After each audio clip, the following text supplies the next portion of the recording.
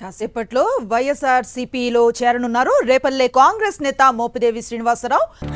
అక్కాయ్ నీ పసుపు కుంకాలు సేఫే, ఎందుకంటే ఇటు పోతాడు బెత్త కన్ఫర్మ్. వైఎస్ జగన్ సమక్షంలో పార్టీలో చేరనున్నారు ఆయన. కరెంటు తీగలెక్కి ఆడుకుంటానంటావంటే కాకిలా మాడిపోతావు.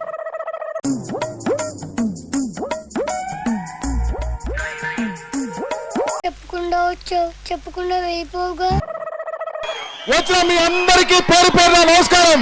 ఆ నమస్తే తీసి గుర్తులో పెట్టుకుని ముందు అడ్రస్ చెప్పరా.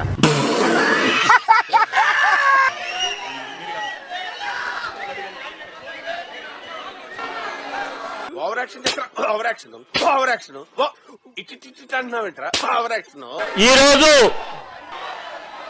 మన ప్రీతమ నాయకులు ఏట్రా ఎక్స్ప్రెషన్ ఎలా ఉంది? దెయ్యాలకి దెబ్బే చూడలో ఉంది.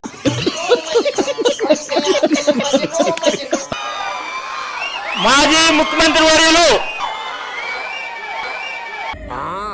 ఈ బెబ్బెబ్బెమ్మెమ్మె సైకిల్ తప్ప నువ్వు వీకిందేం లేదు. 2029 ఏం చేద్దాం? 2029 మాకు నమ్మకం లేదు దొరా, ఏమనుకో. మనం న్యాయంగా వెళ్తే జగన్మోహన్ రెడ్డి గారు చేసిన పథకాల్లో కనీసం 2-3 అన్నా సిక్కిస్తుంది నిన్ను చూస్తుంటే, సిక్కిస్తుంది నీ మాటింటే. ఈ రోజున నా జీవితం ధన్యమైంది. ఆయన అభిమాని నేను. చూసావా రామా, పూర్వం మహానుభావులకి గొప్ప గొప్ప వాళ్ళకి అభిమానులు ఉండేవారు. తరం మారింది, హంతకులకి గూండాలకి అభిమానులు తయారయ్యారు. వైఎస్ జగన్మోహన్ రెడ్డి గారికి మనస్ఫూర్తిగా ధన్యవాదాలు తెలుసుకుంటూ సెలవు తీసుకుంటూ ఉన్నాను.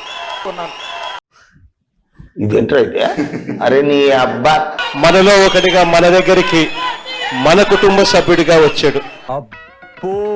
శ్రీను భవిష్యత్తు నా మీద నమ్మకం ఉంచి నా చేతుల్లో పెట్టాడు. తెలియకేసుంటాడు, తర్వాత ఏం చేద్దాంలే. శ్రీనుకు అన్ని రకాలుగా న్యాయమే చేస్తాను, మంచి చేస్తాను అని అందరి సమక్షంలో కూడా చెప్తా ఉన్నాను. వింటానికి విల్లింగ్ గా ఉంటే శ్రీకృష్ణుడు భగవద్గీతలో అర్జునుడికి ఇంత చెప్పాడు. మనం అధికారంలోకి వచ్చిన తర్వాత శ్రీనును సంతోషపడే విధంగా మీ అందరూ నా మీద పెట్టుకున్న నమ్మకానికి హృదయపూర్వకంగా నా కృతజ్ఞతలు. మీరు నా మీద పెంచుకున్న కట్ల ప్రేమకి, మీ అభిమానానికి రొంబ నండి. తుంబ థ్యాంక్స్, బహుత్ బహుత్ శుక్రియా. ఓకే సెకండ్ అండి. నీకు 10 మందికి మేలు చేసేదానికి, ఈ కర్నూలుని అభివృద్ధి చేసేదానికి మంత్రి పదవి ఇస్తే ఆ పిల్లోడి పైన పగ తీర్చుకునేదానికి నీ మంత్రి పదవిని వాడుకుంటాను కదా సార్.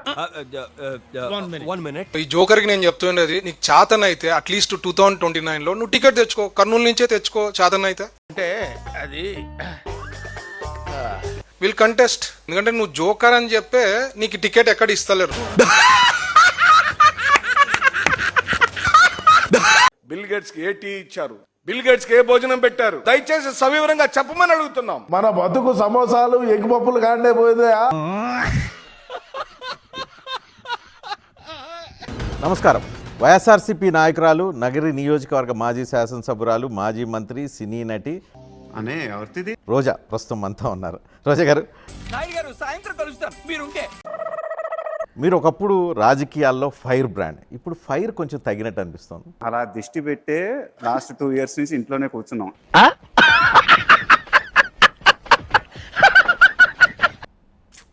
మీకు ఎందుకో అన్ని నెగటివ్ గా అనిపిస్తాయి. ఎప్పుడు చూసినా రోజా చుట్టూ ఉంటుంది రాజకీయం. సో ఎలా మీరు ఫైర్ తగ్గిందని అంటారు? భలే బో, ఏం మహారాణి జటాపటారాని. మీ చుట్టూ రాజకీయం జరుగుతుంది అంటే అది నెగిటివ్. సోషల్ మీడియాలో జరుగుతుందంతా నెగిటివ్ కాంపియన్.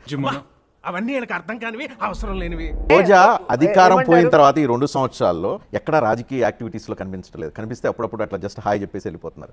అది నా ఇష్టం కదా, my chai, my opinion, my feeling. మీరు చూపించటం లేదు. నేను నగిరిలోనే ఉంటున్నాను, నగిరిలో అన్ని కార్యక్రమాల్లో నేనే పాల్గొంటున్నా. ఎక్కడ కనిపించలేదు.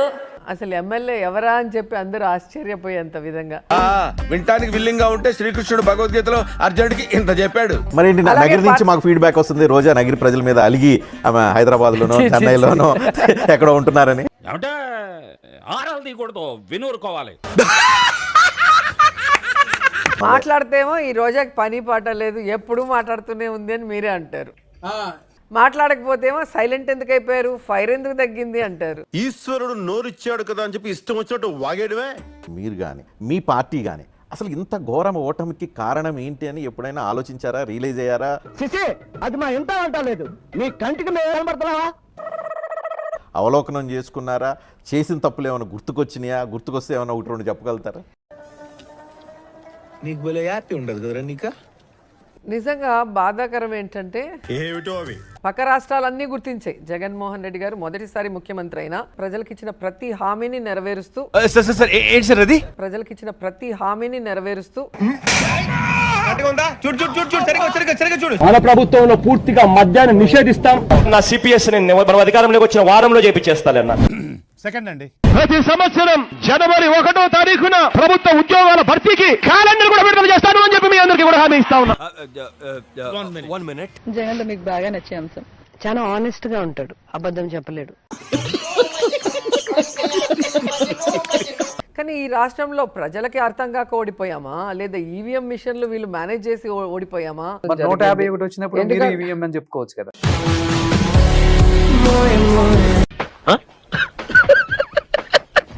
దేని వల్ల ఓడిపోయామనేది ఇప్పటికీ అర్థం కావట్లేదు. అయితే వెళ్ళి ఇప్పటికీ నమ్ముతున్నారు ఈవీఎం మిషన్ వల్ల ఓడిపోయారు? 100%. ఎందుకంటే కర్ణా చంపేదరా, వీళ్ళంతా మారరా. అన్నం ఉడికిందా లేదా అని అన్నం మొత్తం చూడడం అవసరం లేదు, ఒక మెతుకు చూస్తే చాలంటారు. 10 ఏళ్ల నుంచి ఉడుకుతూనే ఉన్నాను, నా మెతుకు పట్టుకోవాలనిపించలేదా? నేను నా నియోజకవర్గం వరకు మాట్లాడతాను. అసలు ప్రజలతో సంబంధం లేని వ్యక్తి, చాలా మందికి ఎమ్మెల్యే ఇతనా అనేది కూడా తెలియని వ్యక్తి 45,000తో గెలిచాడంటే ఎలా నమ్ముతాం మనం చెప్పండి? దాన్ని బట్టి అర్థం కావట్లేదు రోజా మీద ప్రజల్లో ఎంత వ్యతిరేకత ఉంది.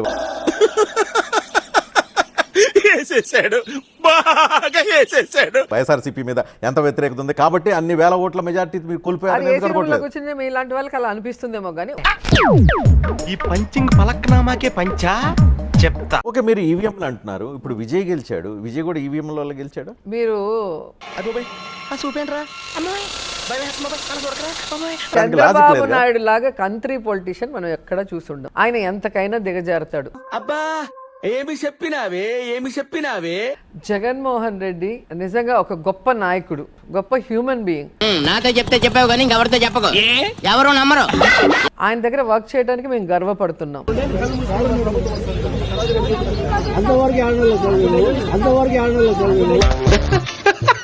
సాక్షాత్ ఒక ఆడబిడ్డ రోడ్డు మీదకి వచ్చి నాకు సాయం చేయన్నా అని అడిగితే 3 ఏళ్ళు కళ్ళు మూసుకుంటాడు. బుద్ధి ఉంది అనకూడదు కానీ అసలు సిగ్గుండాలా? జగనన్నను వదులుకున్నందుకు రాష్ట్ర ప్రజలు నష్టపోతారు జనం తప్పండి, ఎవరు కాదు. అంతేగా మీరు అధికారంలో ఉన్న 5 సంవత్సరాలు వెళ్ళి ప్రత్యేక హోదా కోసం పోరాటం చేయలేదు.